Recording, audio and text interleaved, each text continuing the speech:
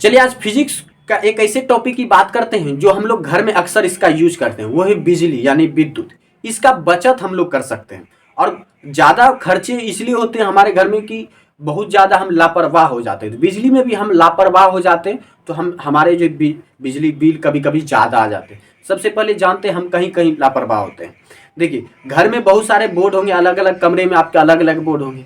तो बहुत सारे लोगों को होता क्या है कि आप अलग अलग बोर्ड में, हर एक कमरे में वो अपने बोर्ड में एक इंडिकेटर लगवा देते हैं, फिलामेंट वाला इंडिकेटर।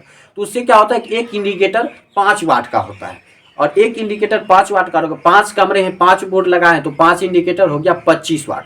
तो 25 से 30 वाट लगभग जो है ये जो हो जाता है 1 यूनिट के बराबर। तो 1 यूनिट हमने दिन भर में सिर्फ हमारा इंडिकेटर ले जाता है 1 यूनिट।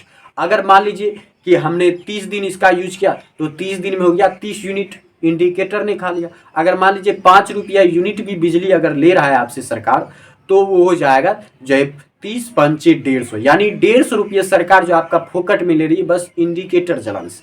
इसलिए इंडिकेटर जो बिना फिलामेंट वाला लीजिए और कम वाट का लीजिए। यह पूरे घर में सिर्फ एक जगह इंडिकेटर लगे ताकि आपको पता चले कि बिजली है या नहीं। तो इस तरह से भी आप बिजली का बचत कर सकते हो। उसके बाद हम बात करते हैं फ्रिज का। तो फ्रिज में भी क्या होता है कि मीडियम, स्लो और फास्ट होता है।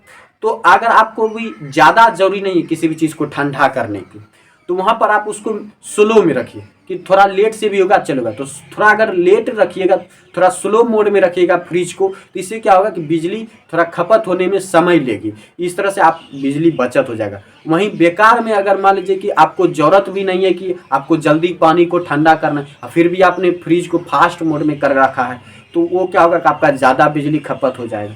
तो इसलिए जो अगर आपको बहुत ही ज़्यादा ज़रूरी नहीं है तो फ्रिज को जो स्लो मोड में ही रखा कीजिए। तो इस तरह भी आप बिजली का बचत कर सकते हैं। उसके बाद हम बात करते हैं कि घर में हम मोबाइल चार्ज करते हैं। तो मोबाइल चार्ज करते हैं, हमने मोबाइल पूरा चार्ज कर लिया।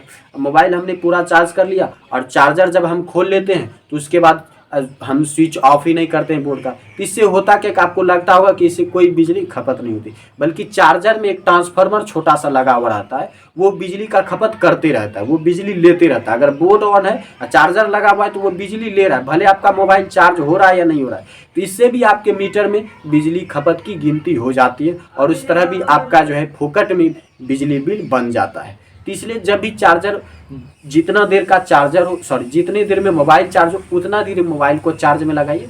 और इस बात का ध्यान रखा कीजिए कि क्योंकि जब आप मोबाइल खरीदते हैं उसी समय आपको बता दिया जाता है कि ये मोबाइल 3 घंटे में फुल चार्ज हो जाती है। अब मान लीजिए 3 घंटे के बदले आपने 4 घंटे लगा दिए तो 1 घंटा आपका फोकट में चला गया। मोबाइल तो 100 का 100% हो गया, 1 घंटा ऐसे ही मोबाइल रखा पड़ा है और 1 घंटा बिजली फोकट में जो है खर्च हो गया और उससे भी आपका बिजली बिल बचत हो जाएगा अगर ये लापरवाह आप बंद करेंगे। उसके बाद सिर्फ बिजली की बात नहीं बल्कि अन्य इलेक्ट्रॉनिक सामान भी है, जैसे कि मच्छर मारने वाला जो एक मॉस्किटो आता है जो आप बोर्ड में लगाते हैं, तो उससे भी जब आप रात में लगाते हैं तो रात में ही उसको सिर्फ लगाइए, सुबह उठिए तो उसको ऑफ कर दीजिए।